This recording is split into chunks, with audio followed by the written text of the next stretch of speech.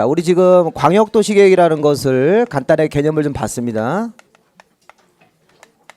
그 다음에 도시기본계획입니다. 그 다음에 이제 도시관리계획이죠.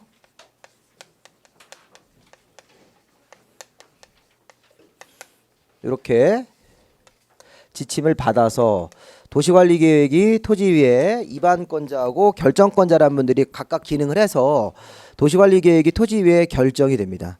그러면 우리 뭐 많이 했는데 도시관리계획이 결정되면 도시관리계획이 입안이 돼서 결정이 되면 몇 가지 내용이 있었어요. 우리 도시관리계획이 결정되면 토지위에 6가지 내용으로 도시관리계획이 종류가 나눠서 결정되죠. 예, 그래서 우리가 이제 1번 도시관리 결정되면 토지위에 용도 지역이 들어가서 토지 소유자들이 자기 마음대로 못 쓰게 되죠. 여기 도시지역이면 도시지역에 맞게 써야 되고 관리지역이면 관리지역에 맞게. 그 다음에 용도 지역에다가 추가적으로 더 규제를 강화하기 위해서 또는 완화하기 위해서 용도 지구라는 걸 정하죠. 그러니까 도시관리계획이 이렇게 1번 도시관리계획 결정되면 이런 내용들이 토지위에 지정되니까 그게 도대체 뭐냐 그걸 이제 분석하라는 거잖아요. 밑에 4번하고 5번 내용에서 흐름은 그 흐름이죠. 그 흐름을 모르시면 안 된다. 그 흐름을 모르면 공부를 할 수가 없어요. 그러니까 처음에 우리가 도시관리계획을 좀 배우면서도 앞으로 우리가 이제 용도 지역이나 지구를 또 배우겠구나 이런 느낌으로. 그 다음에 이제 2번 도시관리계획하고 6번인데요. 자, 이게 두 개 합쳐서 우리 용도 구역이 되는 거죠. 여기 보면 개발 제한 구역이라는 거 있었고 도시 자연공원구역, 시가와 조정구역, 수산자원보호구역 있죠. 얘네들을 토지에다가 지정을 해요. 그렇죠? 자, 이게 용도 구역이잖아요. 근데 용도 구역 여기 2번 도시관리계획 용도 구역은 이렇게 네 종류 이름을 직접 나열을 해놓고 있다. 우리 법에서 네 종류가 용도 구역인데, 근데 이번에 이제 작년부터 새로 생긴 게 이제 입지 규제 최소 구역이라는 게 생겼다고. 이렇게 입지 규제 최소 구역이 생겨서 입지 규제를 최소화하는 구역이다. 이렇게 규제를 최소화하는 구역이다. 요거 우리 한시적으로 합니다. 2019년까지만 할 거예요. 부동산 경기 활성화하려고. 입지 규제 최소 구역이 규제를 기존에 있는 규제를 최소화해서 적용한다. 이렇게. 그런 거 빨리빨리 해가지고 우리가 이제 좀 경기를 좀 살리자 이런 측면으로. 그러면 입지 규제 최소 구역까지 합하면 용도 구역입니까? 용도 구역은 5종류가 있다. 그다음에 이제 3번 도시관리계획은 결정되면 이제 기반시설의 설치, 도로나 공원, 학교 같은 거 이제 설치하는 거 들어가야 되겠죠. 4번 도시관리계획은 도시 개발 사업을 하잖아요. 그다음에 정비 사업이라는 것도 하고.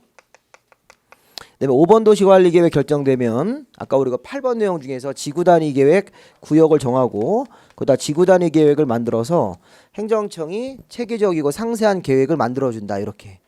이게 도대체 무슨 뜬금없는 얘기냐 이렇게 하지 마시고 이런 것들이 도시관리계획으로 결정을 해서 토지위에 이렇게 실현이 되는 거예요. 실현. 그리고 공법은 왜가 없는 거예요. 왜 지구단위계획 만들어? 그냥 외워야죠 뭐. 민법처럼 왜가 있는 과목이 아니라고요.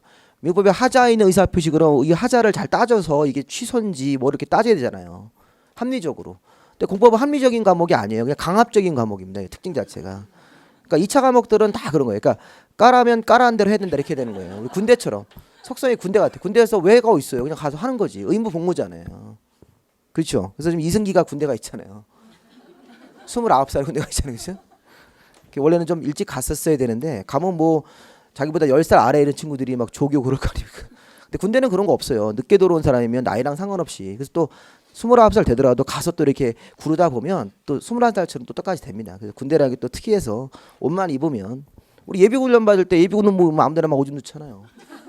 평상시 사복 넣고 그렇게 지금은 그렇게 안 하시네. 옛날에 예비군복만 입으면 마음대로 막 들어 누워요. 막 그러고 그랬는데 이상하게 그 옷만 입으면 사람이 이게 변한다고요. 그래서 사실 이제 그런 의복도 되게 중요하죠. 의복이라는 게 사람의 어떤 그런 품행을 결정하는 굉장히 중요한 그런 게 됩니다. 이렇게 뭐 그렇지 않습니까, 그죠? 옷도 우리가 깨끗한 옷 입으면 조심스럽게 행동하고 막 그러잖아요. 남한테 뭐 돈을 막 500만 원짜리 옷을 빌려 입었는데 어디 뷔페 가가지고 음식 튀고 그러면 안 되지 않습니까? 조심해야 되죠. 자, 어쨌든 이렇게 우리가 도시관리계획이 5가지 형태로 이렇게 들어가는데 이건 이제 좀 이따 좀 보시고 계속 우리 아까 입안권자와 결정권자 이거 봤습니다. 도시관리계획을 입안하는 관청을 좀 봤고 결정하는 관청을 봤는데 이게 이제 문제 포인트는 그거예요. 본인이 직접 결정하는 경우가 있었습니까? 그리고 결정 신청을 올리는 경우도 있었다. 그걸 보면서 확인을 좀 하시는 거예요. 만약에 거기도 국토부 장관님도 입안권자 있어요? 국토부 장관님이? 네, 국토부 장관, 해수부 장관 본인이 입안했으면 본인이 뭐 하는 거예요? 결정한다. 그렇게 또 가야 되겠죠. 그래서 그런 부분도 있으니까 입안권자, 결정권자. 그 다음에 이제 입안 결정 절차죠, 절차. 절차죠. 아까 왼쪽에 도시기본계획도 수립 승인 절차 있었죠. 그래서 그 순서를 그대로 유지하면서 그래서 도시계획 입안 결정은 이제 어떻게 하는 거냐면 아까 우리 입안이란 말을 먼저 이렇게 쓰죠. 쓰고 이게 쓰시면서 왼쪽에 수립 승인하고 조금 비교를 해놓으셔야 돼요. 입안 결정. 자 중간에 뭐예요? 의협심. 요거는 공통사항이에요.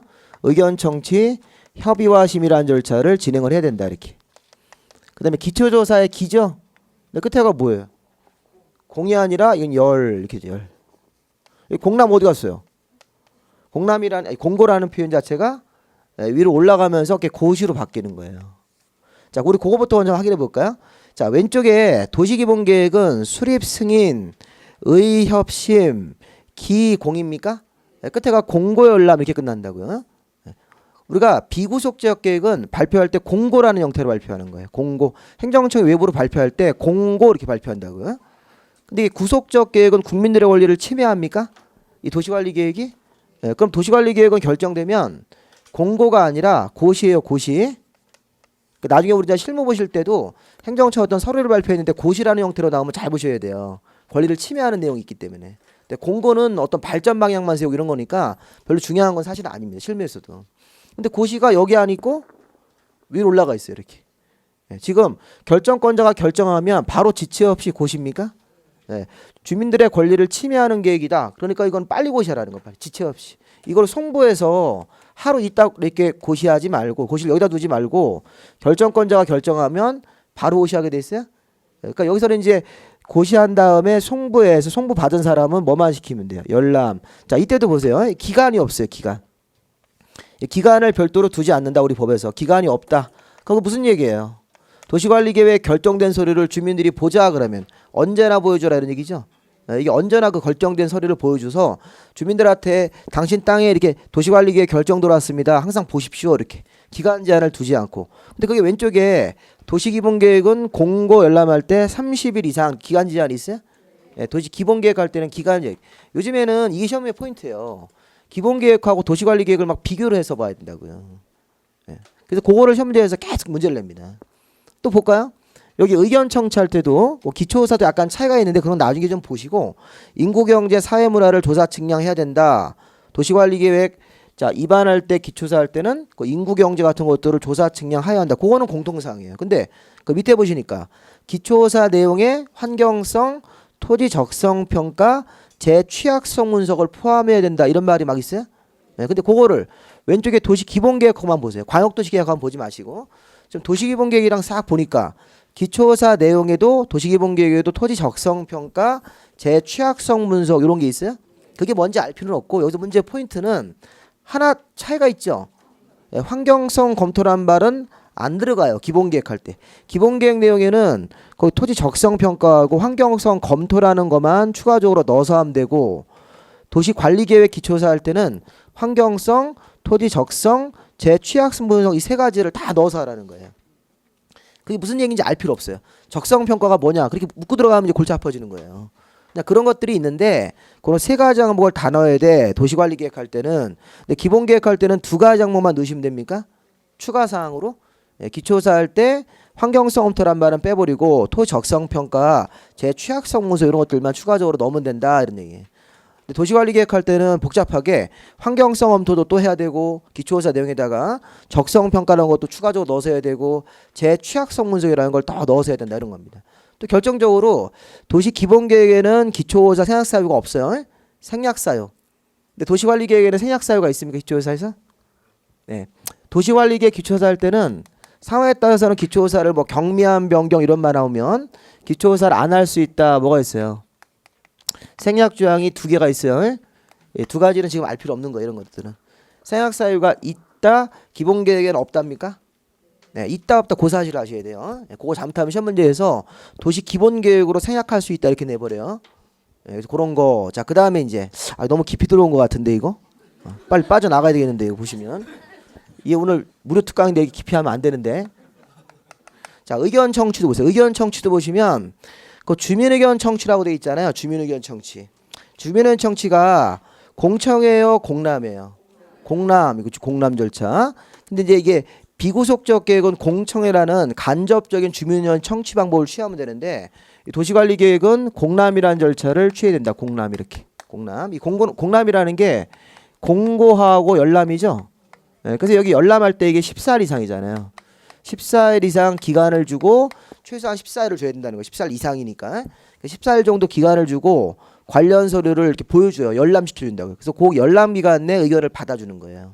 이렇게. 그래서 공람 그러면 14일이라는 기간이 같이 나오셔야 돼요. 14일 이렇게. 자, 그 다음에 우리가 이제 그 14일 이상 열람을 해서 의견을 받아주고 주민의견 청취에도 생략규정이라는 게 있습니까? 있었네요. 이렇게 생략규정이라는 게 있다. 이렇게 두 개가 있습니다. 근데 기본계획에는 없죠. 기본계획 공청회 할 때는 생략규정이라는 게 없습니다. 이렇게. 자, 그 다음에 이제 지방의회 뭐 이런 거 있죠? 그 지방의회는 참고로 좀 보시고. 자, 그 다음에 이제 입안권자가 이제 입안을 했어요. 근데 입안권자가 입안하는 과정에서 제안이라는 건 뭐예요? 제안. 도시관리계획을 입안을 해달라고 주민이 도시관리계획 좀 만들어주세요. 이렇게 제안 제도가 있어요. 네, 주민이 도시관리계획을 입안해달라고 제안할 수 있다. 이렇게. 자, 이때 제안할 때 작년도랑 개정된 거 하나 있었는데, 자, 우리 제안된 게 개정된 게 뭐가 있었냐면 주민은 기반시설의 설치, 지구단위계획 구역 이런 거 제안할 수 있죠. 네, 또는 개발진흥지구, 요 개발진흥지구도 지정을 해달라고 제안서를 넣을 수 있대요. 여기 하나 더 추가된 거예요. 작년까지는 기반시설을 설치해 주십시오. 지구단위계획구역 좀 정해 주십시오. 이렇게만 제안할 수 있었는데 이제 근데 개발진흥지구가 뭐예요? 용도지구죠. 용도지구. 용도지구 아니에요? 여기 보면 3번 기반시설을 설치해달라 이렇게 도시관리계획 제안할 수 있고 지구단위계획구역 좀 해달라고 5번 제안할 수 있습니까? 이게 작년까지 제안사항인데 올해부터는 기반시설하고 지구단위 말고 뭐까지도 용도, 지구, 10종류 중에서 뭐 할 때만 개발진흥지구 한 개만 10종류 중에서 개발진흥지구에 대해서만 뭐 유통이나 산업 같은 형태로 개발진흥지구 할 때는 제한을 할 수 있다. 그러니까 제한 대상이 지금 2개예요, 3개예요. 3가지로 이게 개정됐다는 얘기예요. 우리 저기 1월 27일 날 또 개정된 게 있습니다. 저기 정비법 우리 내일 오시면 제가 알려드릴게요. 내일 오시면 정비법에서 이 재건축이 개정됐어요. 조합 설립 동의 요건이. 그래서 음마아파트가 지금 음마아파트 얘기 들으셨어요? 음마아파트가 재건축 지금 추진하는 데서 조합이 아직 안 되고 있어요. 그래서 제가 이제 하나 이거 알려드리면 이게 우리 갑자기 좀 재건축으로 좀 이게 개정된 사항 제가 알려드릴게요. 이게 우리 재건축에 이 조합을 설립할 때는 재건축에 동의가 있잖아요. 동의. 이게 각 동별 조합을 이제 설립을 할 때는 이제 설립 인가라는 걸 관청 가서 받아야 되는데 동의서를 가져가야 된다고 주민 동의서가. 근데 이게 뭐냐면 각동별이었어요. 각동별. 음마아파트가 50개 동이 있었어요. 50개 동인데 그 각동별로 구분 소유자, 그 아파트 소유자들, 이 소유자의 3분의 2 요거 이상, 그다음 아파트 각동의 면적이에요. 면적. 요거 및 전체 면적의 음아파트 각동별 아파트 한 동이 차지하고 있는 땅 면적의 이게 2분의 1이고 또 전체 구분 소유자의 4분의 3 이상 및 전체 면적도 얼마였습니까? 4분의 3. 이게 음아파트 개정되기 전에 동의 요건이에요. 그러니까 음아파트는 왜 동의가 재건축 수합이 어려웠냐면 전체가 지금 얼마예요? 전체 구분 소유자가 4분의 3, 전체 면적 4분의 3입니까? 이거는 나온대요. 이거는 제가 알아보니까 들어보니까 그 음아파트 전체 세수가 만약에 4,000세대다 그러면 4,000세대에 4분의 3은 나온 거예요. 근데 각동이 동의가 안 해주는 데가 있대요. 각동 여기 각동. 음아파트 2동하고 음아파트 7동. 근데 저는 예를 든 거예요. 예를 들었다고요. 예를 들어서 2동하고 7동이 있는데 여기가 각동별 동의 요건을 이거를 동의를 반밖에 안 해주는 거예요. 반. 전체가 만약에 음아파트 만약에 2동에 100세대가 살고 있어요. 100세대. 예를 들어서 그러니까 100세 중에서 50명 정도만 동의해주고 나머지가 동의를 안 해주고 있대요. 그럼 각동별 동의 요건을 못 맞춘 거예요? 못 맞춘 거죠. 그러니까 동의가 안 되잖아요. 아무리 전체가 만약에 40개 동에서 48개 동이 있다 이렇게 여기가 동의를 다 했어요. 그 8개 동이 48개 동이 100% 동의를 해주면 전체 지금 4분의 3 나왔고 각동별 동의만 맞추면 되는데 각동별 동의 요건이 2동 7동이 딱 반맞게 동의 안 해줘. 그럼 그 2개 동 때문에 지금 재건축 조합이 설립이 안 되고 있는 거죠. 전체가 뭐가 나왔더라도. 아니 지금 각동도 받고 전체도 받아야 된다니까 이렇게. 음악 아파트가 이렇게 있는데 이거 이해가 안 되네.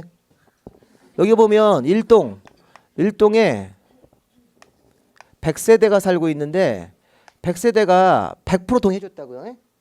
1동은 재건축 사업 우리 하자 빨리 이런 식이고, 근데 2동 같은 경우가 예를 들어서 2동이 100세대가 있는데 여기서 지금 동의 요건이 50명밖에 안 나왔다고요.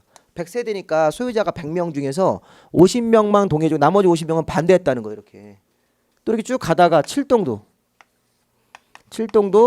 50명 정도만 동의해줘. 나머지는 다 100명인데 이렇게. 그러니까 전체 여기 쭉 해가지고 50개 동까지 있는데 여기까지 해가지고 자 모두 100%다 100% 동의해 이렇게. 근데 지금 어디만 음마아파트 2동하고 7동만. 그럼 여기가 지금 이 각 동별로 얼마 나오셔야 돼요? 3분의 2가 나와야 되는데 지금 반밖에 동의해 주니까 얘 때문에 지금 못 하고 있는 거잖아요. 그럼 방법은 이거 폭파시키면 되잖아요. 그렇죠? 이걸 폭파시켜가지고 동을 전체를 48개 동으로 맞춰가지고 그럼 나머지는 동의가 다 100% 나오니까 이렇게 해도 되고, 아니면 이번에 개정이 돼가지고 어떻게 되겠습니까? 이게 구분 소유자가 과반수로 바뀌었다고 이렇게. 그럼 규제가 완화된 거예요? 강화된 거예요? 네, 완화가 됐죠. 3분의 2가 각 동별 3분의 2가 아니라 이제 반만 남는데 각 동별로 반 정도 이상만 동의만 나오면 각 동별 동의어를 꼭 맞추고 전체 4분의 4. 그다음에 여기 면적이라는 동의 요건은 삭제 이렇게 됐다고. 그래서 앞으로 한 동이 차지하고 있는 면적의 반이라는 건 필요 없어요. 전체 면적의 4분의 3만 나오면 돼요. 무슨 말인지 아셨어요? 그러니까 음악아파트가 이렇게 바뀌었어요. 이렇게 동의 요건이. 이거 1월 27일부터 바로 시행입니다. 이거. 요거는 제가 이제 강남권의 재건축 아파트 규제를 풀어준 거예요. 이게. 이 재건축만 풀렸죠. 재개발은 그대로 유지가 됐습니다. 그래서 이게 각동별 구분 소유자의 3분의 2가 뭐로 바뀌었어요? 과반수로 바뀌었고 요 면적은 삭제 이렇게. 그다음에 전체는 구분 소유자 4분의 3, 전체 4분의 3. 이게 숫자가 이렇게 하나, 둘, 세 개만 외우시면 돼요. 옛날에 4개 외웠었는데 각동별 이렇게 1월 27일 날. 그러니까 요거 이제 우리 내일 공부 다시 한번 할 때 나올 거니까 우리 혹시 저랑 같이 공부 안 하신 분들도 알아두세요. 1월 27일 날 정비법이 많이 바뀌었는데 정비법이 바뀐 다음에 1월 27일 날부터 바로 시행하는 조문이 있고 6개월 뒤에 시행도 있어요. 근데 1월 27일 날 개정된 것 중에서 6개월이면요. 이게 7월 28일부터 시행을 합니다. 작년도 시험 공고일이 7월 18일이에요. 그러면 7월 28일 날 시행하는 거는 시험 범위에 들어가요, 안 들어가요? 안 들어가서 얘네들은 공부할 게 없는 거야. 그러니까 7월 28일 올해도 한 7월 20일쯤 정도면 시험 발표가 나올 거라고요. 그 날짜까지만 시행되는 게 시험 범위에 들어가. 그럼 2월 28일 날 시행되는 건 시험 범위에 안 들어가니까 이거는 공부할 필요가 없는 거예요. 그래서 그건 제가 이제 설명 안 할 거야. 그거는 나중에 시험 공고가 나와봐야지 알 수 있습니다. 그래서 이게 좀 애매하게 1월 27일 날 개정을 했는데 개정을 하면서 바로 시행하는 조문도 있고 그처럼 6개월 뒤에 시행하는 개정 조문이 있다고요. 6개월 뒤에 시행하는 건 안 보셔야 돼요. 지금 볼 수 없습니다. 이게 우리 시험 기준일 날짜가 아마 7월 20일 정도일 겁니다. 올해도. 요 날짜에 시험 발표가 나오면 요 날짜까지만 현재 시행되고 있는 거. 이거 만약에 잘못되면요. 이거 이의 제기합니다. 이 시험 기준 날짜 이후에 바뀐 거를 왜 시험 문제 내냐 이렇게 해가지고선 그럼 이거 이의신청 받아줍니다. 이런 것들은 바로. 옛날에 공법에서도 한 2번 있었고 중개사법도 2번 정도 있었어요. 출제위원도 하도 법이 자주 바뀌다 보니까 개정된 게 언제 시행되는지를 모르는 거 착각해가지고 그걸 잘못 낸 거예요. 그래가지고 이제 그때 복수정답이라든가 정답 없음으로 처리된 적이 있었습니다. 공법은 내용도 어렵지. 그것도 개정이 되지 또 개정된 게 또 바로 시행을 안 하고 날짜를 또 별도로 지정을 해버린다고. 그러니까 에이씨 해가지고 공법은 이게 진짜 보면 여러 가지 난관이 많이 있습니다. 이렇게 좀 열심히 좀 우리가 성실하게 좀 잘 하셔야 됩니다. 자, 그럼 우리가 이런 식으로 해서 절차를 보시고 나서 지금 다시 이쪽으로 오시면 요 제안. 주민이 제안할 수 있어요? 네, 주민이 도시관리계획을 만들어달라. 기반시설, 지구단위계획구역, 그 다음에 개발진흥지구. 자, 그 다음에 첨부서류 참고로 보시고, 자, 밑에 이제 결정고시로 가서 결정권자가 결정을 하고 관보나 공보에 고시하게 돼 있다. 그럼 이제 결정권자가 위에 협의와 심의란 절차를 진행을 쭉 합니까? 협의심의 이렇게 툭 하고 보세요. 협의심에 보시면 시도나 대도시랑 시장군수는 관계 행정기관의 장과 협의하고 지방도시계획위원회 심의. 자, 밑에 국토부 장관, 해수부 장관이 결정할 때는 뭐라고 하셔야 돼요? 관계가 아니라 중앙 행정기관의 장과 협의하고 중앙도시계획위원회 심의가 되는 거죠. 근데 협의 심의에도 생략 규정이 있어요? 있네요. 그렇죠? 협의와 심의에도 생략 규정이라는 게 있다. 이렇게. 그럼 지금 기초조사에도 생략 규정이 있었습니까? 네, 그 다음에 여기 주민의견 청취 생략 규정이라는 게 있어요. 협의심의에도 생략 규정이라는 게 있다. 이렇게. 네, 이렇게 있다는 사실을 아셔야 돼요. 네, 이렇게 작년도 그대로 시험 문제였습니다. 생략할 수 있다. 이렇게 시험 문제를 냈었어요. 지문으로. 근데 기본 계획에는 없어요. 기본 계획으로 뭐 협의나 심의든 의견 청취든 간에 기초조사든 간에 생략 규정이 없어요. 네, 그래서 그런 것도 이렇게 비교해 보시고. 자, 그 다음에 우리가 이제 그 4번에 용도 지역으로 가죠. 용도 지역. 이렇게. 원래는 여기 사실 뒤에 하나 더 배울 게 효력 발생일이 언제예요? 도시관리계획 결정고시가 되면 자, 일반 주민들의 권리를 침해하는 효력이 언제부터 생깁니까? 하나 더 메모해 볼까요? 효력 발생일. 자, 도시관리계획 결정고시로부터 5일 후가 아니에요. 자, 도시관리가 옛날에는 5일 후 했었는데 도시관리계획 결정고시일 다음 날입니까? 다음 날에? 고시일 즉시에? 둘 다 아니죠? 지형도면을 고시한 날. 아, 이거 지형도면 까먹으시면 안 돼요. 지형도면을 고시한 날 이렇게. 자, 지형도면이 뭐야? 지도 그리는 거죠, 지도. 도시관리계획 결정된 내용을 위치를 또는 규모를 지도에다 그려줘. 주민들 보시라고. 이거 해야 됩니까? 이거 할 수 있다야 반드시 하셔야 돼요. 이거 의무죠, 의무. 지형도면을 작성을 해서 고시해야 된다. 몇 년 안에? 2년 안에. 이거 2년 안에 이렇게 하셔야 돼요. 토지이용규제 기본법을 준용을 해서 도시관리계획 결정고시가 도시관리계획 결정고시가 되면 서류 결정됐죠. 서류. 도시관리계획 결정된 서류가 나온 거잖아요. 서류. 근데 그 결정된 서류로 도시관리계획을 확인하면 주민들이 어렵다고요. 글자로 쫙 써 있으니까. 근데 그거를 도시관리 결정 나온 위치를 이렇게 지형도라는 지도를 구해서 축척이 이제 주로 이제 500분의 1인데 500분의 1 내지 뭐 1500분의 1짜리 이런 축척을 하나 구해가지고 이런 지형도에다가 도시관리계획 결정 나온 위치를 표시해 줍니까? 지형도 위에다가 빨간색 색연필로 도시관리계획 결정 나온 적을 표시해 주면 그게 지형도면이 되는 거라고요. 원래는 지형도인데 거기다 도시관리계획 결정된 사항을 표시해 주면 지형도면이라고 하는 거예요. 면. 그러니까 지형도 위에다가 이렇게 색깔로 그려져 있다고 이렇게. 그럼 그거를 만들어서 발표를 해줘야 된다. 몇 년 안에? 2년 안에. 여기서부터 여기 도시관리계획 결정고시로부터 2년 안에 행정청이 그런 일을 해야 된다. 그러니까 이런 일을 만약에 안 하면 2년 되는 날 다음 날에 도시관리계획 결정은 효력을 상실한다. 그럼 이거 효력을 상실 안 하려면 행정청은 꼭 의무적으로 지형도면 고시를 해줘야 되는 거라고요. 안 하면 도시관리계획 결정이 없어져 버리니까. 그리고 효력 발생일도 지형도면을 고시한 날입니까? 네, 지형도면을 고시했을 때 이때 도시관리계획 국민들의 권리를 침해한 효력이 발생이 된다는 거죠. 우리는 조심할 거는 도시관리계획 결정고시일이 아니라 지형도면을 몇 년 안에? 2년 안에 지형도면을 만들어서 고시한 날에 도시관리계획이 우리 국민들의 권리를 침해하는 효력이 생긴다. 그러면 지형도면 고시가 지금 2년 안에죠. 그러면 지형도면 고시가 아직 안 나와 있는 상태면 이 결정은 행정청 내부적으로만 효력이 있는 거지 외부로 지금 효력이 생기는 게 아니라고요. 국민들을 침해하는 효력이. 그래서 도시관리계획 결정고시 효력은 2년 안에 지형도면 고시가 나왔을 때 그럼 한 1년 뒤에 할 수 있어요. 지형도면 고시를? 그럼 1년 뒤 효력 발생하는 거고 한 6개월 뒤에 하면 6개월 뒤 효력 발생하는 거고 또 상황에 따라서는 제일 빨리 하려면 도시관리계획 결정고시와 동시에 할 수도 있습니다. 얘를. 여기 2년 안에만 하면 되는 거기 때문에 빨리 하려면 동시에 발표해도 돼요. 이렇게. 효력 발생일을 이제 조정하는 거죠. 그래서 항상 효력 발생일을 거기다 메모하셔서 자 도시관리계획 이 결정고시에다가 이렇게 화살표 하나 쭉 긋고 이렇게 몇 년 안에요? 2년 안에 지형도면 고시라는 걸 하여야 한다죠. 그럼 지형도면을 고시한 날에 효력 발생한다 이렇게. 여기 딱 이어지는 거 머릿속으로. 입안 결정, 의협심, 기열 이렇게 하고 나서 좀 내용들 간단하게 좀 보시고 나서 결정고시로부터 2년 안에 지형도면 고시를 해야 된다. 효력 발생일이 여기니까 일반 국민들의 권리를 효력을 이렇게 침해하는 효력이. 자, 그러면 이제 우리 3번을 빠져나와서 이제 4번 가보세요. 용도 지역. 자, 그러면 이제 도시관리계획 이제 아직 계속 보고 있는 겁니다. 이제 용도 지역으로 가서 자, 용도 지역은 자, 1번 도시관리계획을 결정을 하면 토지위에 지정되는 거죠. 네, 근데 항상 조심할 거는 지정도 있지만 변경도 있는 거예요. 변경이라는 말도 꼭 챙겨야 됩니다. 네, 용도지역을 지정하거나 변경할 때는 도시관리계획을 결정을 한다. 1번 도시관리계획으로. 네, 자, 그러면 자, 용도지역은 왜 하는 거예요? 우리나라 토지를 경제적 효율적으로 이용하기 위해서. 그런 말이죠.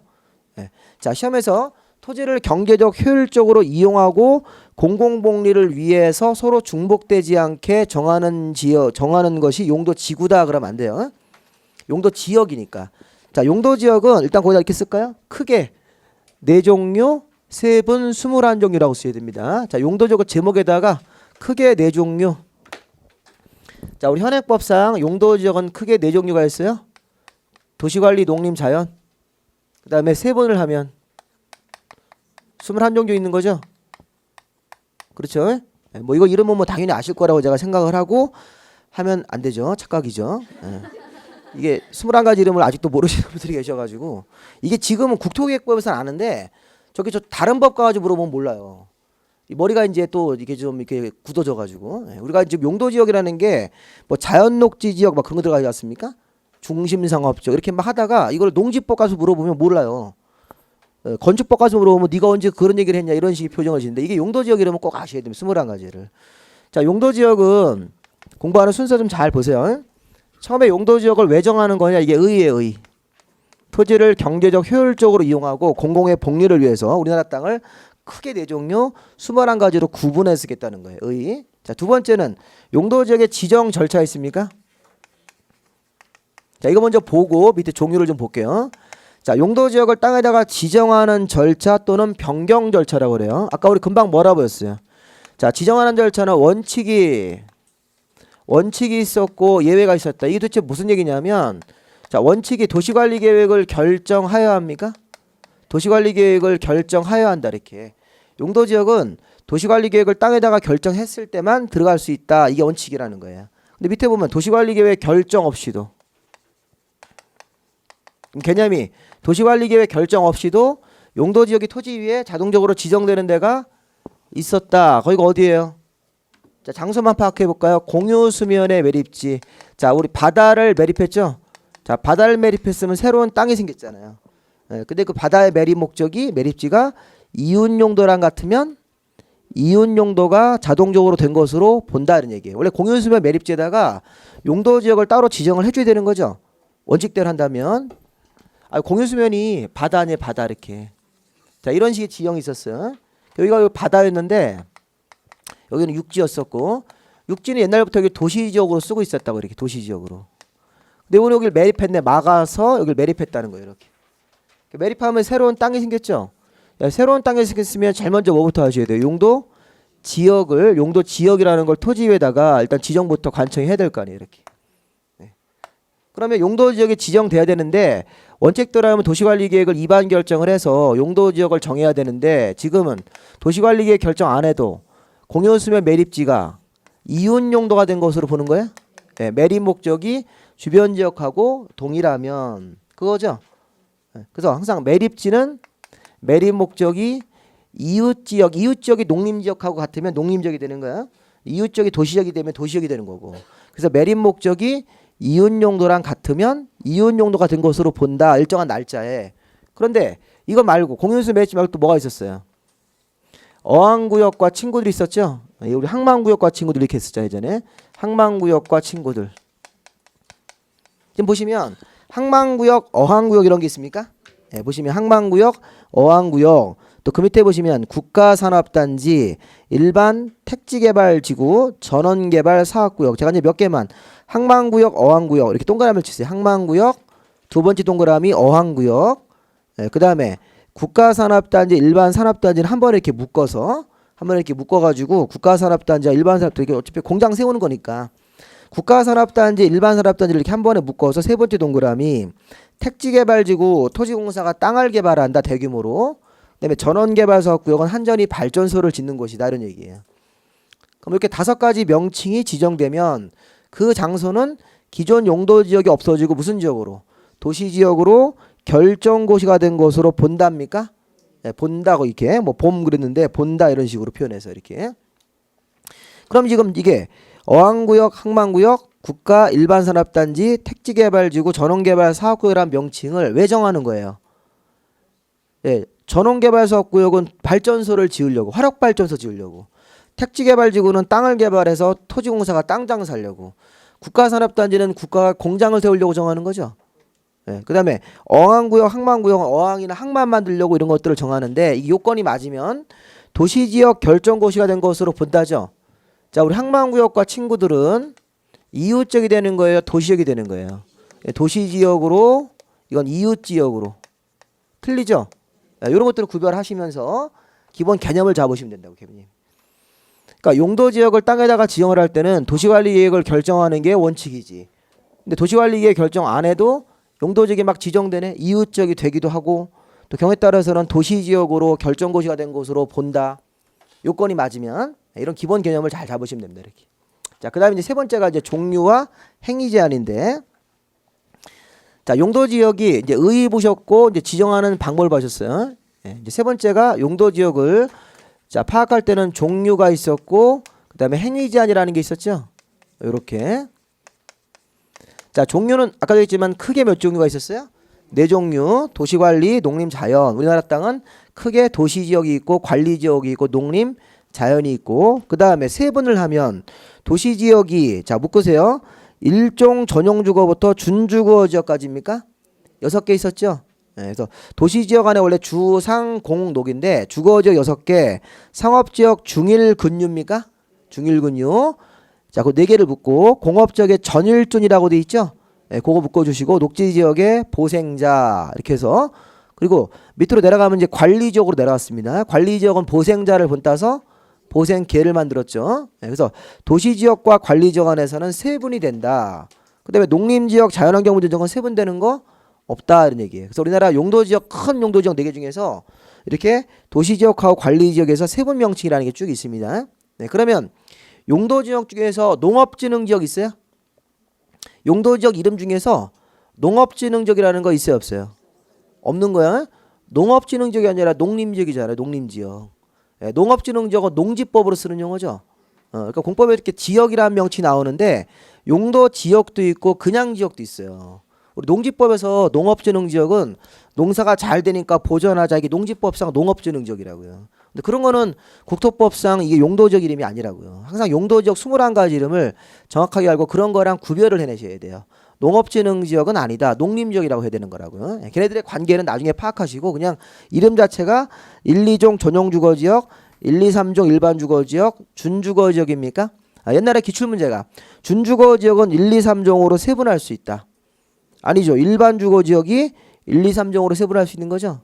전용주거는 1, 2종이고 준주거는 종이 없어 이렇게. 상업지역은 중일근유죠. 중학교 1학년 근육이 생긴다 그때부터. 예. 공업지역은 전일준이죠. 예, 중학교 1학년 이름이 전일준이 아니에요. 걔가 준일준이. 녹지지역은 보생자. 걔가 먹는 약이 있죠.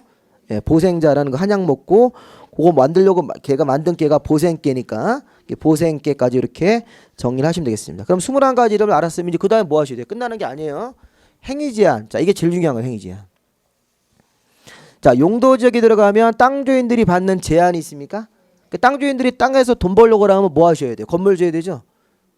그게 제일 좋은 거 아니, 그죠?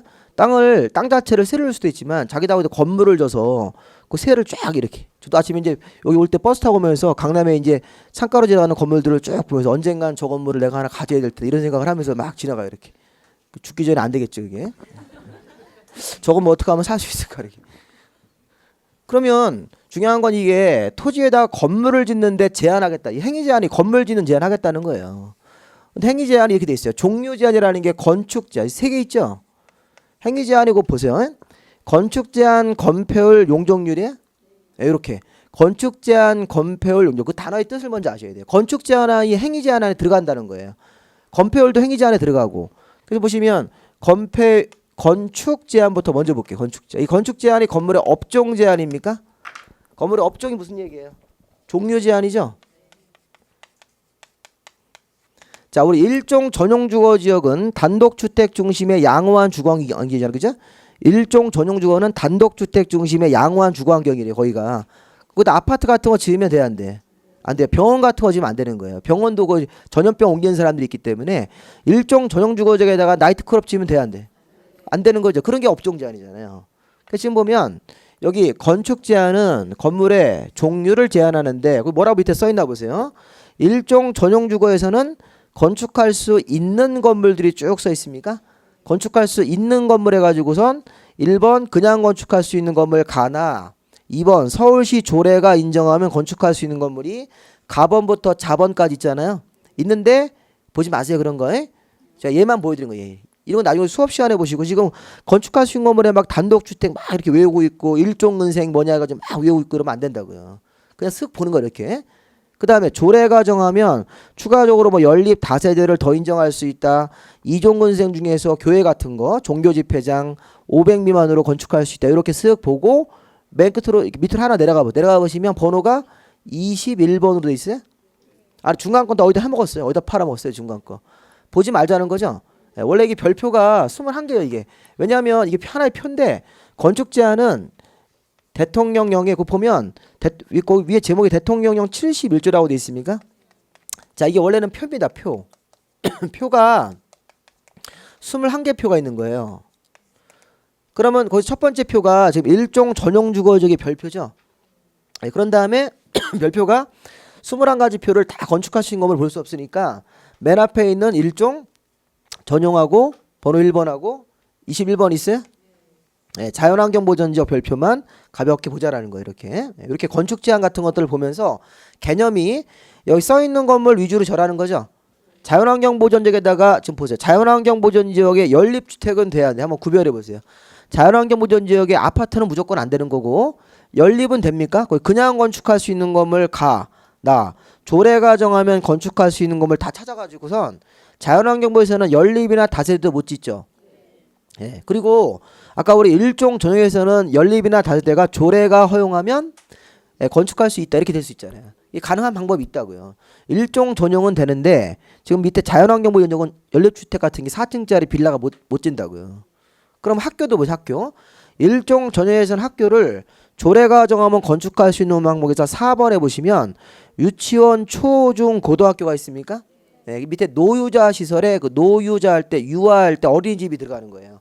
어린이집, 유치원, 초중고등학교를 다 할 수 있어요. 일종 정에서는 대학교만 못해요. 근데 자연환경 쪽으로 내려오면 건축할 수 있는 건물에 1번에 나번 초등학교만 써 있습니까? 초등학교만. 그럼 중학교, 고등학교, 대학교, 유치원 안 써 있다는 거야? 못한다는 거죠. 네, 거기 노유자 이런 것도 없잖아요.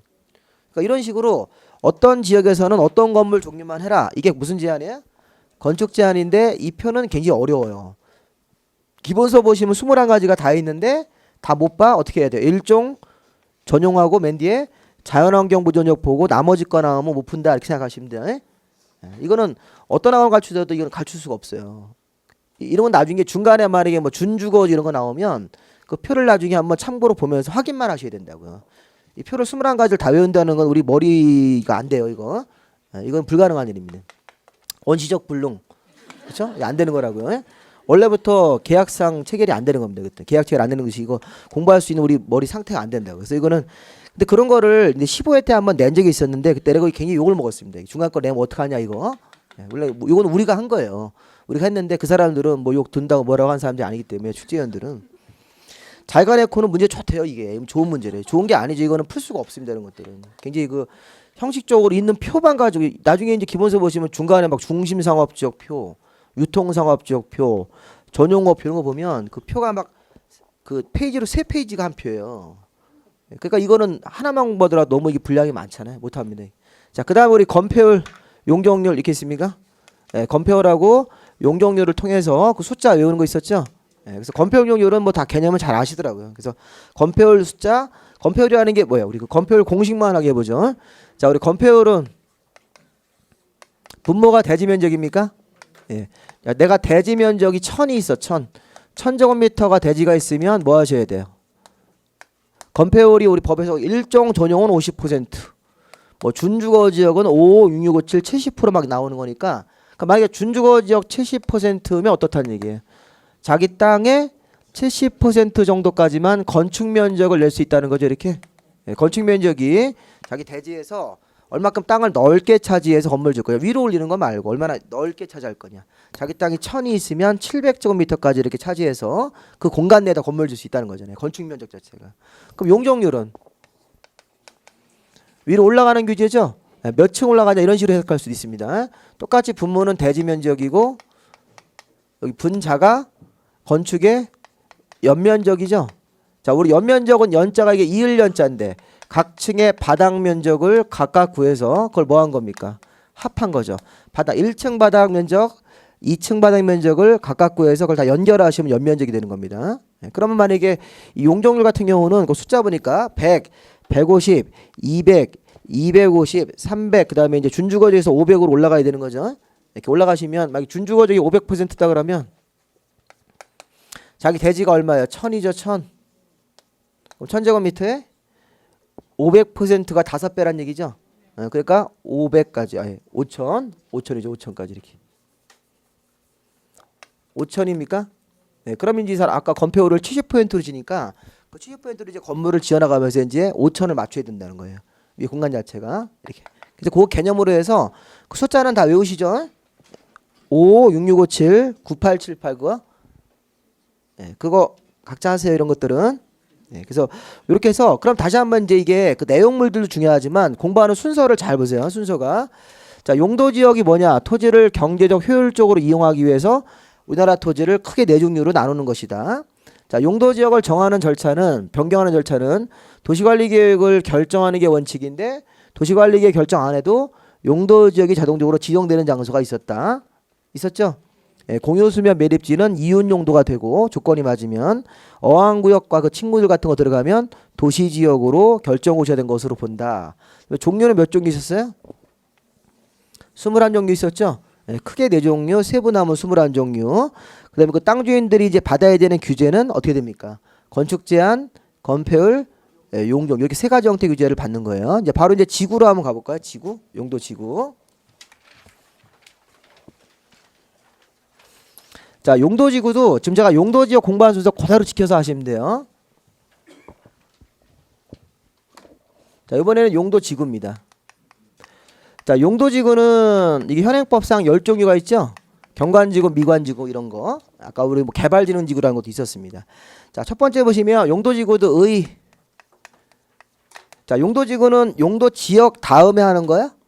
용도지역이 없으면 지구는 들어가면 안 된다는 거. 항상 우리나라 땅에는 용도지역으로 21가지 이름 중에서 하나를 정해주고 그 위에다가 지구를 정하는데 지구는 용도지역 제한을 강화만 하게 해서 하는 게 아니라 용도지역의 행위 제한을 강화하거나 또는 완화하게 해서 한다. 그래서 완화하는 지구를 2개만 미리 적어주시면 취락지구라는 거하고 개발진흥지구라는 게 있습니까? 얘네들은 규제를 풀어서 개발할 수 있게끔 도와주는 거예요. 용도지구가 경제적으로 좋은 것도 있어요. 이익이 되게.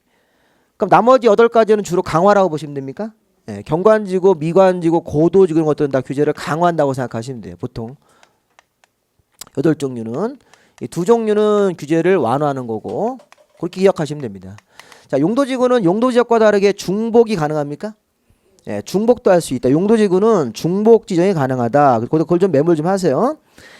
그 용도 왼쪽에 지역에서는 서로 중복되지 않죠. 근데 지구에서는 이렇게 약간 양쪽을 좀 비교하면서 지구는 중복이 가능하다 이렇게. 그래서 경관지구라는 걸 땅 위에다 이렇게 정했는데 그 위에다 고도지구를 또 할 수 있어요 이렇게. 그러니까 지구는 2중 3중으로 계속 씌울 수 있다는 거예요. 규제를 계속 추가적으로 넣기 위해서. 자 이제 그 다음에 자 용도지구도 토지 위에다가 지정을 할 때는 또는 변경을 할 때는 어떤 절차가 있어야 돼요? 이것도 도시관리계획 결정해야 되는 거죠. 용도지구를 땅에다가 지정하거나 변경할 때도 여기 1번 도시관리계획 지역처럼 똑같이 해야 되잖아요. 여기 써 있는 거니까. 그리고 이것도 보시면 도시관리계획을 결정하여 용도지구를 토지 위에다가 지정합니까? 변경도 해야 되는 거죠. 근데 거기는 예외 없다 이렇게 쓸까? 예외 없다? 옆에 써 있네요. 자, 지구는 예외가 없어요. 자, 왼쪽에 지역에서는 예외가 있었나요? 근데 지구는 예외가 없어요. 그래서 지구는 그냥 도시관리계획을 결정을 해서 경관지구나 미관지구를 정하는 거지. 용도지역처럼 아까 뭐 어항구역이 들어가면 도시지역으로 결정된 것으로 본다. 이런 말은 쓰면 안 된다고요. 지구에서는 예외가 없다. 자, 그 다음에 이제 세 번째 종류 있어요? 예, 그 다음에 이제 세분되는 거 이렇게. 자, 용도지구는 열종류 이름이 경관, 미관, 고도 방화 방제, 보존지구, 시설보호지구, 취락지구, 개발진흥지구, 특정용도 제한지구죠. 예, 이렇게 뭐 청소년 같은 거 보호하기 위해서 청소년 유해설이 못 들어오게 막겠다 뭐 이런 거. 경관지구, 미관지구는 뭐 어떤 지역에 경관이 잘 보호됐으니까 이렇게 산 밑에 또는 물가에 가보면 그 자연경관 같은 것들을 그대로 잘 유지하기 위해서인데, 자, 문제는 용도지구 열종류는 이제 이름을 우리가 이제 외워야 되겠죠. 우리가 어떻게 외웠습니까? 이렇게 경미가 고시를 보고 이렇게 외웠죠. 경미가, 네, 우리 고시를 보고 경미 고시보, 그 다음에 취계죠. 취계, 그 다음에 방제, 방화, 네, 특정용도 제한지구 이렇게 방방특 이렇게 해서 경미 고시보 취계 방방특해서 열종류 이름을 외워주셔야 됩니다. 이렇게. 그렇습니까? 네. 그 다음에 잘 보세요. 종류가 10종류로 이렇게 이름을 싹 정리하시고 나서 그 다음에 요거 세분 작업이에요. 세분 작업. 세분 작업은 요 세분할 때는 이렇게 빼서 세분할 때는 대통령령으로 세분 작업을 먼저 해주고, 우리 대통령령이라는 규범 내에서 세분을 먼저 해주시고, 대통령 밑에는 서울시장님이 만드는 조례라는 게 있습니까? 이렇게 조례로 세분할 수도 있고. 자, 어느 게 더 상위범이에요? 대통령이 더 상위범이니까 이걸 먼저 해야 된다. 항상 우리나라 전국적으로 다 적용하는 대통령령으로 먼저 세분 작업을 해주고, 서울시 내에서만 적용하는 조례로 세분하는 것도 알아야 돼요. 그럼 대통령령으로 세분하는 게 8종류래요. 8종류. 여기서 요 특정용도 제한지구하고 방화지구를 지우면 돼요. 지우면 뭐가 남습니까? 경미가 남죠. 경미가 고시를 보고 뭐 했어요? 취계, 그 다음에 방제죠. 방제 요렇게. 요거 남았습니까? 근데 교재에 보시면요, 지금 방화지구하고 특정용도 제한지구는 옆에 칸에 갈라지는 내용들이 없죠. 그 세분되는 내용이 없다는 거예요. 근데 경관지구는 자수시입니까? 자수시? 경관지구는 이렇게 땅에 들어갈 때 그냥 지구로 그냥 경관지구 들어가는 게 없고, 경관지구는 세 가지 자수시 이렇게 돼 있어요. 미관지구는 중역일 그런 게 있습니까? 이렇게. 고도지구는 최저, 최고 이렇게 나눠지죠. 이런 식으로. 시설보호지구는 4개. 제가 옛날에 시설보호지구는 학교, 항만, 공항, 공용시설, 정부 청사 같은 거. 저기 저 광화문 같은 데 가면 정부 청사, 아니면 우리 뭐 미국 대사관, 일본 대사관 뭐 이런 말 있지 않습니까? 그런 데가 다 공용시설 보지라고요. 학교, 항만, 공항, 공용시설. 보존지구는 그냥 3개, 역중생. 그다음에 취락지구는 2개, 자집이죠. 자집. 개발진흥지구는 5개, 주산, 관복특. 그냥 대충 보세요. 어차피 이거 외우지도 못하잖아요, 우리가. 네? 수업 시간에 그렇게 해도 못 외우는데 어차피 안 외워질 거 그냥 대충 한번 보세요. 대충 이렇게. 그러니까 이렇게 세분된다. 그다음에 방제지구도 2개. 이건 자시죠. 그런 거 있잖아요, 이렇게. 그러니까 사실은 요 안에 있는 명칭을 우리가 조금 더 우리가 좀 내공을 쌓고 하고 이런 거 하지 말자는 거. 이렇게 너무 세분 명칭까지 하면 너무 어려우니까. 공부할 의욕이 또 꺾여요. 경미가 이렇게 고시를 보고 취계 방제는 대통령령으로 세분 명칭을 막 붙일 수 있습니까? 이렇게. 자수시, 중역일, 최저 최고, 학교, 항만, 공항, 공용시설, 역중생, 취락지구는 자집. 그러니까 저는 맨날 하니까 이게 외워지는데 여러분들은 어려워요. 사실 이 부분이 어렵습니다. 그러니까 이 명칭을 외워야 되는데 근데 이 부분이 시험 문제가 나오는 거예요. 요거를. 이 부분은 시험 문제 많이 내니까 안 되면 나중에 컨닝해도 이걸 해야 됩니다. 이 부분은 나중에 그 명칭 자체를 기억을 해서 그거를 싹 바꿔버리는 거예요. 이렇게 위치를. 그래서 경관지구를 자수시죠. 자연경관, 수변경관, 시가지입니까? 그 뜻을 한번 보세요. 경관지구가 자연경관지구는 산이에요. 산. 우리 좀 북한산 이런 데 가보니까 경관이 좋아. 그럼 자연경관지구 이렇게 하고 내려오시면 돼요. 수변경관지구는 낚시를 가서 낚시, 물가에.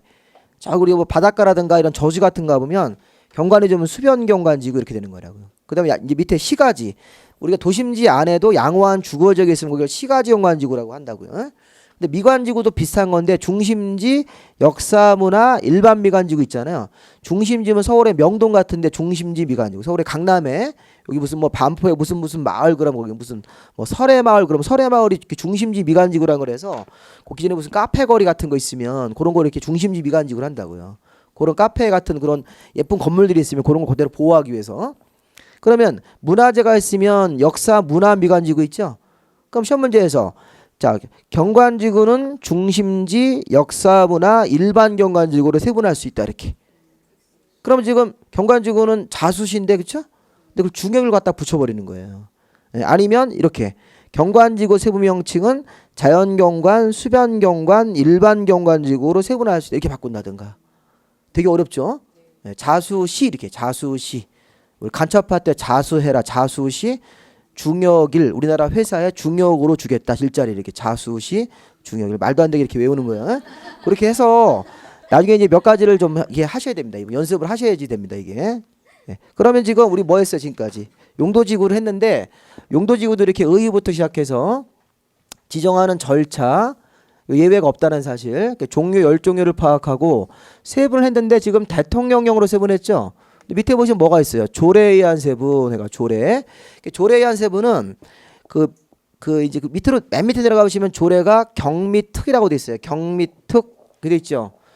자 이게 무슨 얘기예요? 대통령령으로 세분하는 것은 8종류인데 조례로 세분하는 것은 몇 종류다? 3종류라는 거예요. 3종류. 조례로 세분하는 것은 경미특이잖아요. 경미특으로 돼 있습니까? 이렇게 경미특. 그러니까 경관지구, 미관지구는 대통령령으로 세분 작업을 해주고 나서 조례로 다시 한 번 더 세분할 수 있다. 이게 추가 세분이라고 그래요. 근데 아까 청소년 보호하는 특정 용도 제한지구 있습니까? 얘네들은 무엇으로만?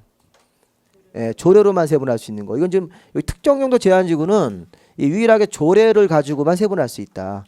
대통령령으로는 세분이 안 되고. 그리고 또 하나 메모할게. 방화지구는 뭐다?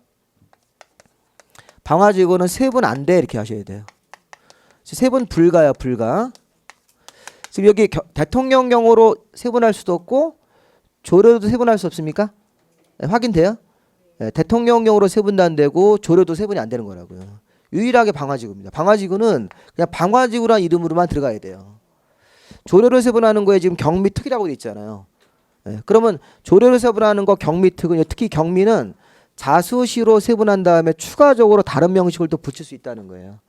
근데 그거는 서울시 내에서만 적용하는 명칭이니까 외우지 마시고 그냥 조례로 세분하는 게 경미특인데 방화지구는 그 조례로도 세분이 안 되기 때문에 세분이 불가하다 이렇게. 그럼 마지막으로 밑에 행위제한은 뭐예요? 행위제한. 아까 지역에서는 자 용도지역에서는 행위제한이 지워졌는데 용도에서는 건축제한, 건폐율, 용적률이죠. 근데 지구에서는 행위제한이 한 개만 보시면 돼요. 그래서 행위에다가 한 개 이렇게 쓰세요. 자 용도지구 안에서의 건축제한은 법정된 그 5가지 경우를 제외하고는 조례로 정한다. 자, 용도지구안에서는 건폐율 용적률은 안 봐요. 뭐만 보시면 되는 거예요? 건축 제한 보시면 되는 거예요. 용도지구에서는 행위 제한이 건축 제한 어떤 종류 건물을 져라 이거 할 때 자, 지금 거기 박스 안에 있는 그 고도지구 고공취 개방인데 그 고공취 개방이라는 그 5가지를 빼고 나머지는 다 뭐로 정한다? 조례로 정한다. 그래서 그 조례로 정한다에다가 원칙이라고 쓰시고 자, 용도지구에서 행위 제한은 조례로 정하는 게 원칙인데 조례가 아닌 게 있습니까? 조례가 아닌 게 있었죠? 네, 거기 조례가 아니고 고도지구, 공항설보지구, 취락지구, 개발진흥지구, 방화지구 이 5가지는 조례가 행위 제한이 조례가 아니다. 행위 제한할 때 자, 원칙이 조례다. 근데 예외적으로 조례가 아닌 게 있다. 조례가 아닌 거 고도지구 조례가 아닙니까? 그 다음에 공항설보지구 나중에 항공법이라는 법을 따로 배워서 그 법으로 건축제한을 처리하는 거지 건축제한의 조례가 아닌 예외가 있다 이렇게. 다른 거 필요 없고 그냥 행위제한은 건축제한 하나만 보시면 돼요. 뭐가 없다? 건폐율 같은 거 안 한다. 용적률도 안 한다. 이렇게만 하시면 돼요 공부를. 그러니까 지금 보면 용도지구도 흐름이 용도지구를 왜 하는 거냐? 용도지역 제한을 강화 완화하기 위해서. 얘는 중복도 가능합니까? 네, 중복 가능하다. 용도지구를 땅에다가 정할 때는 도시관리계획 결정에서 지구를 정해야지. 예외는 없고. 그다음에 종류는 10종류. 세분 작업을 대통령용으로 8종류를 빼서 쭉 한번 세분 작업해 주시고. 조례로 세분하는 거 잊지 말자. 경미특이다. 그다음에 행위 제한은 3가지로 보지 말고 한 가지만 보면 된다 이렇게. 무슨 중심으로? 건축 제한의 중심으로 보면 된다. 이렇게 이거 중심으로. 그래서 이거 중심으로 봐서 원칙과 예외가 있습니까? 원칙과 예외 이렇게 큰 흐름만 보셔야 돼요. 이 흐름을 보고 수업에 들어오시면 훨씬 더 나아요. 예, 나중에 이제 그다음에 옆에 이제 용도 구역은 다섯 종류 이름 있습니까? 용도 구역 있어요? 예, 그건 각자 한번 보세요. 개발 제한, 도시 자연, 시가와 수산 자원, 입지 규제 있습니까? 예, 그 지정권자가 막 어떤 때는 장관님이 하고 어떨 때는 막 시도지사님이 하고 뭐 이러는데 우리 그 수업 중 하나 본 거니까 용도 구역은 이제 각자 이렇게 한번 읽어보시는 거로 하시고 자 이제 쉬었다가 제가 이제 뒤에 거 한번 훑어볼게요. 이렇게 마지막 한 시간 더 남았으니까 뒤에 거 보겠습니다.